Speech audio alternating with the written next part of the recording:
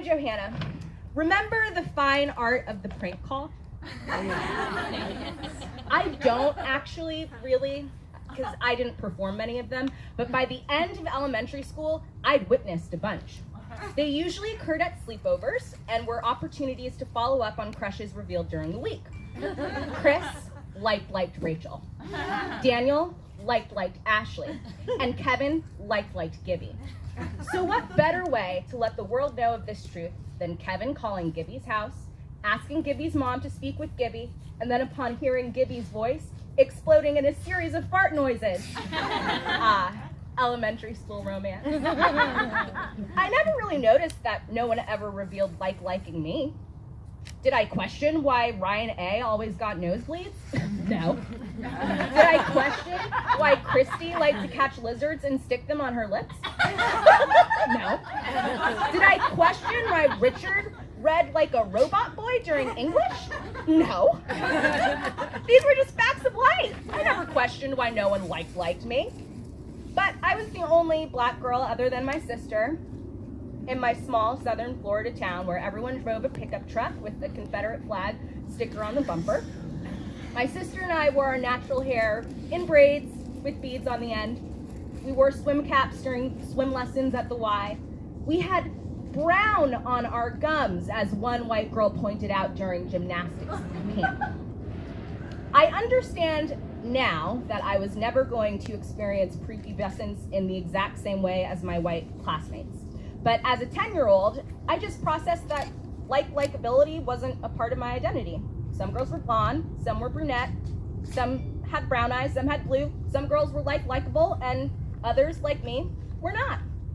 Oh, hey, parents. So this happened at the last show. You come right when you know, you sense it.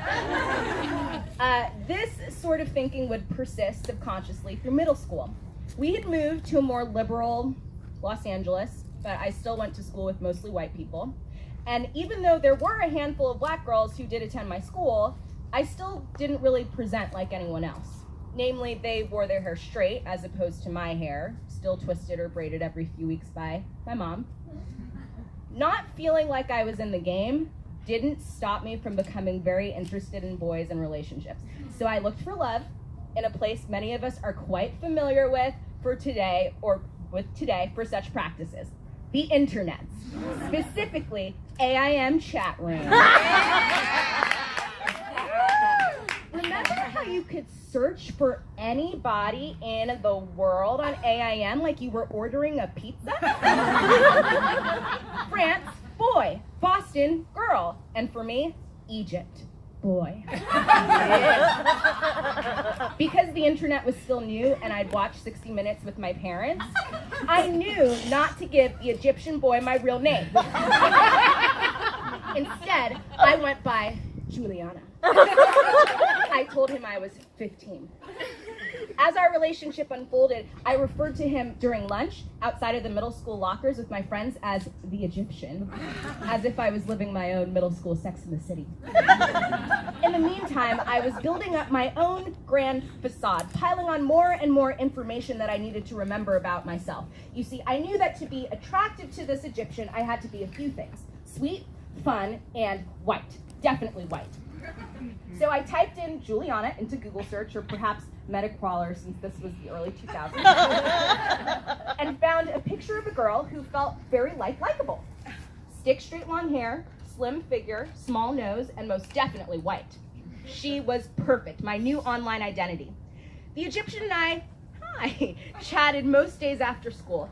I pretended that I was already sort of in a relationship because what's more attractive than an unavailable girl? Oh wait, I know. An unavailable girl whose boyfriend doesn't treat her well. Somebody please save her. I remember typing into the chat box that I had no one to go with to the dance that weekend because my boyfriend didn't want to go with me. He wanted to hang out with his friends instead. He always liked to hang out with them more than he liked to hang out with me. A concept that I'd learned from 3LW's Baby, I'ma Do It Right. The Egyptian ate it all up out of my little typing hands. He told me that he'd dance with me if he could go to the dance. Then he popped the big question. Could he be my boyfriend? My suspicions were correct. As long-haired Juliana, the white girl, I was very likable. But what about my big nose, I asked, asking as Johanna, the black girl, rather than the online fantasy version of me. You have a cute nose, he said, and thus began my first relationship. But soon after our online dating began, the ethics of it all got to me. I feared that somehow Juliana would find out that I was pretending to be her, or that he would find out. But I also learned it's exhausting to not be yourself in a relationship. It's exhausting to not be yourself in the first place. Even in middle school and on the internet. I stopped messaging the Egyptian and got rid of my online facade. The Egyptian probably went on with his life of actually being a 55-year-old man. Ending that charade didn't stop me from believing that my body was not enough to receive attention from real-life boys like Matt and the other Matt and finally the other Matt at my school. I tell you, if I had a nickel for every Matt that I was into in middle school, I'd have like 15 cents. And then I got to high school at the same school. The stakes were higher now and I still looked like no one else around me. And so I think subconsciously I decided to double down on looking like no one else around me. If I couldn't win the game, I just wouldn't play. It was around this time that I started making Melrose thrift stores my constant weekend haunt. I'd buy 80s era satin vests and vintage slips and gaudy costume jewelry. In high school, I never wore clothes based on what looked good on me. I wore clothes based on what I thought was cool. I put together outfits like I was making a kooky collage. I'd pair a lacy slip, like under the garment slip, with a Native American fringe vest, Ugg boots, and a long string of pink pearls. Remember that, Danielle?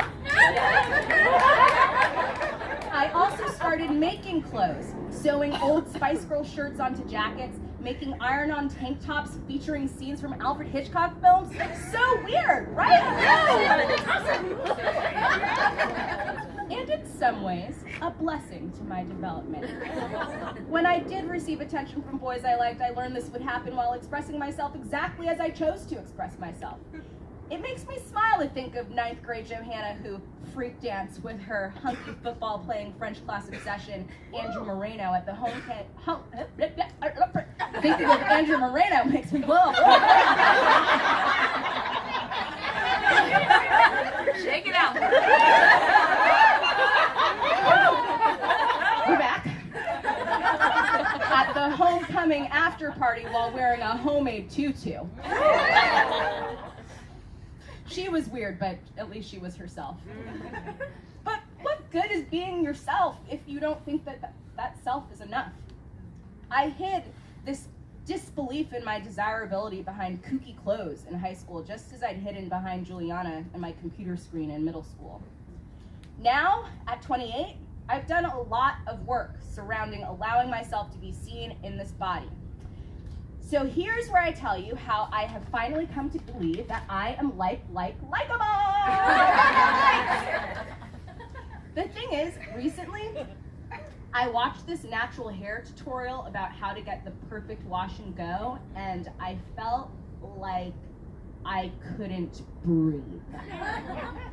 I'm noticing this with myself more and more, this teetering on the edge of panic when it comes to anything surrounding how I present my body. I think it's because for the first time in my life, I am finally attempting to live as if I am enough, exactly as I am. No facades, accepting my given qualities, accepting that I am in process. And so when I see anything that looks like what I think I'm supposed to look like, even if intellectually I know I cannot realistically achieve the perfect anything, my past self screams, "See, you don't look like that, you're still a weirdo," in an attempt to drag me back to the old ideas of myself. After high school, I replaced my old facades with effortful attempts to make myself feel deserving of likability. Perhaps if I was my fittest self, I'd be likable. Perhaps if I was my chillest self, perhaps if I was my most polished self. These efforts brought me superficial senses of fixing the issue, but no external fix and no amount of attention would ultimately stop the whisper that this package wasn't enough. I finally am realizing that it's gotta be me. doing the work of loving me. No amount of external validation or NARS foundation will make me desirable. I just am. I am still learning how to believe this. Every single day, every single hour sometimes, I am grateful for church, therapy, affirmations, for my daily morning rituals that allow me to dump the lies I tell myself onto a page and remind myself of the truth. And I am grateful for a community of women who remind me each month that I am enough, so thank you, Girlie Stories. And so now I'm going to do a power pose and shout this affirmation. This body is